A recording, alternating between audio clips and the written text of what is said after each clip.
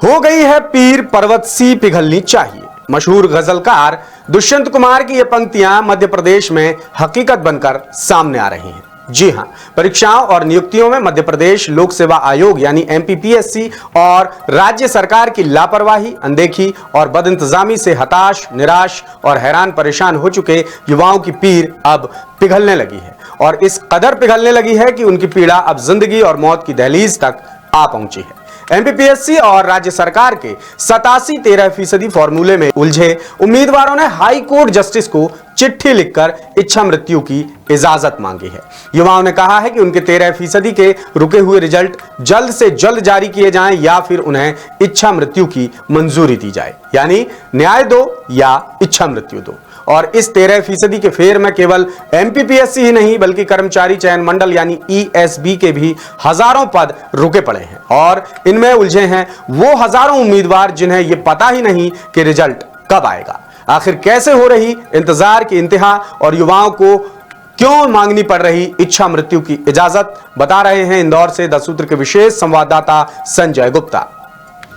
जरा इस चिट्ठी पर गौर कीजिए। ये महज एक चिट्ठी नहीं बल्कि मध्य प्रदेश के हजारों युवाओं की हताशा, निराशा और कुंठा का प्रमाण है। इसके अलावा इस चिट्ठी में मध्य प्रदेश सरकार और एमपीपीएससी की भारी लापरवाही और अनदेखी का भी मजमून है। इसमें सबसे ऊपर लिखा है न्याय दो या इच्छा मृत्यु। ये चिट्ठी लिखी है मध्य प्रदेश के उन युवाओं ने जो 2019 से लेकर अब तक एमपीपीएससी और राज्य सरकार की परीक्षाओं के नतीजे और नियुक्तियों का इंतजार कर रहे हैं। हाई कोर्ट जस्टिस के नाम लिखी पाती में युवाओं की पीड़ा साफ नजर आ रही है। युवाओं ने कहा कि या तो जल्द से जल्द रुके हुए रिजल्ट जारी किए जाएं या फिर उन्हें इच्छा मृत्यु की इजाजत दी जाए, क्योंकि अब इंतजार की इंतहा हो चुकी है। एमपीपीएससी की ओर से 2019 से अब तक की परीक्षाओं के सिर्फ 87% पदों के फाइनल रिजल्ट जारी हुए हैं। बाकी 13% पदों की सूची आज तक जारी नहीं हो पाई। इसमें संभावित 1181 पद रुके हुए हैं। युवाओं ने हाईकोर्ट से आग्रह किया कि हमारे 5 साल के संघर्ष, त्याग, इंतजार और मानसिक पीड़ा को ध्यान में रखकर न्याय किया जाए। अब युवाओं ने हाईकोर्ट जस्टिस को ही चिट्ठी क्यों लिखी? इसके पीछे वजह यह है कि सामान्य प्रशासन विभाग यानी GAD से सितंबर 2022 से लागू 87-13% फॉर्मूले को लेकर हाईकोर्ट की डबल बेंच ने 5 अप्रैल को आदेश दिया था कि एमपीपीएससी रुके हुए 13% रिजल्ट जारी करे। लेकिन एमपीपीएससी ने यह सूची जारी करने की जगह कोर्ट में एक आवेदन लगा दिया कि ऐसा करने से क्या कठिनाई आएंगी। साथ ही सुप्रीम कोर्ट में ओबीसी के 14 या 27% आरक्षण को लेकर चल रहे केस का हवाला भी दे।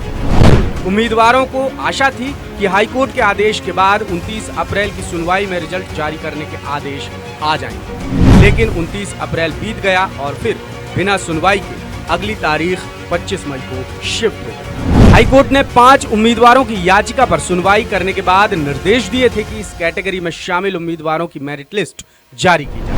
कोर्ट ने लिखित आदेश में कहा कि एमपीपीएससी उन नामों और रैंकिंग का खुलासा करे जो अनारक्षित और ओबीसी कैटेगरी के लिए 13% सूची में शामिल है। साथ ही यह खुलासा भी होना चाहिए कि क्या याचिकाकर्ताओं की तुलना में कम रैंकिंग हासिल करने वाले किसी भी उम्मीदवार को पद भरने के लिए 87% फॉर्मूले में शामिल किया गया। इसे लेकर हाई कोर्ट ने राज्य सरकार और एमपीपीएससी से 1 हफ्ते में जवाब मांगा। इधर याचिकाकर्ताओं के एडवोकेट अंशुमन सिंह ने द सूत्र को बताया कि हाई कोर्ट ने 13% कैटेगरी में आए ओबीसी और अनारक्षित वर्ग के उम्मीदवारों की सूची जारी करने के आदेश दिए हैं। अब एमपीपीएससी मेरिट के अनुसार ये सूची जारी करता है या नहीं, ये सब अगली सुनवाई में तय होगा। दरअसल एमपीपीएससी ने 87-13% फॉर्मूले में पदों को 2 कैटेगरी में बांटा है। यह फॉर्मूला प्री स्तर से ही लागू है, जो मेंस और अंतिम रिजल्ट तक भी लागू है।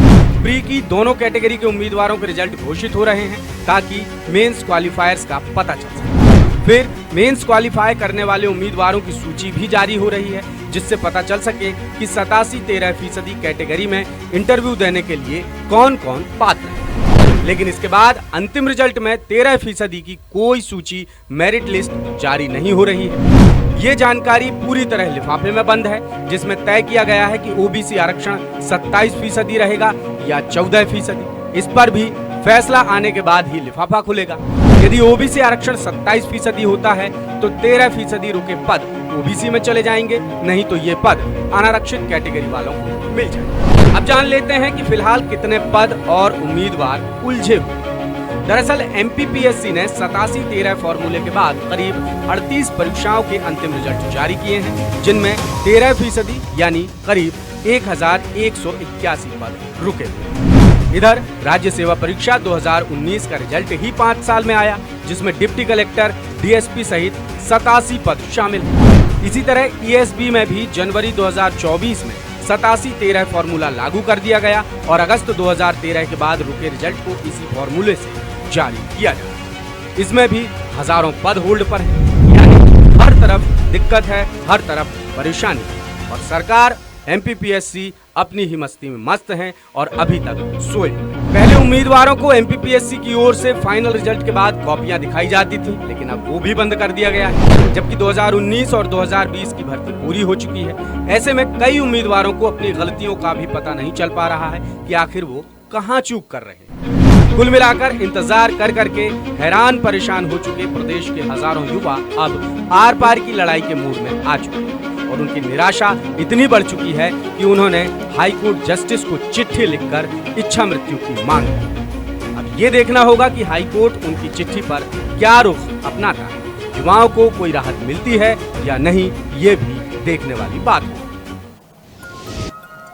इस मामले में अभी भी कंफ्यूजन ही कंफ्यूजन है और सॉल्यूशन का कुछ भी पता नहीं। और अब अभ्यर्थियों ने हाई कोर्ट जस्टिस को चिट्ठी लिखकर इच्छा मृत्यु की इजाजत मांगी है। इससे समझा जा सकता है कि यह मुद्दा अब कितना संवेदनशील होता जा रहा है और दूसरी तरफ एमपीपीएससी है, सरकार है जो संवेदनहीनता दिखा रही है।